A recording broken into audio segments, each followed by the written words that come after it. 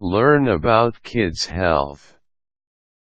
Nothing replaces experience when it comes to raising children.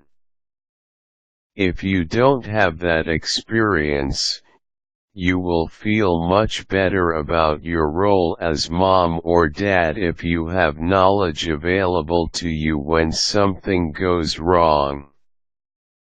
There may be nothing more heartbreaking than a sick or injured child, but if you know where to look for information, you'd be more inclined to react calmly and efficiently if something were to happen. Begin with the basics. When looking for general knowledge about kids' health issues, the basics are the most important things to have covered first. Go to your local library or bookstore and look through the health books to find books specifically geared toward good health and first aid. Many hospitals offer first aid and CPR classes for new parents. If your hospital does not, you can contact the Red Cross for classes in your area. The Red Cross has classes for new parents, babysitters, and children. Along with first aid and CPR, they also have classes for automated external defibrillator, AED, and injury prevention. For most specific issues, there are books that cover almost any condition you can imagine. These books often go into detail about symptoms, medications, and treatments.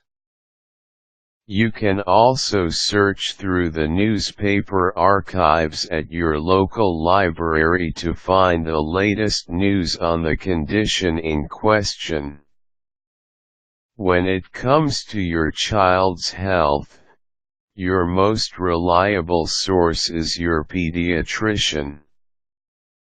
Not only does your pediatrician have the education and experience to help guide you reliably through any illness, but he is also readily available and familiar with your child.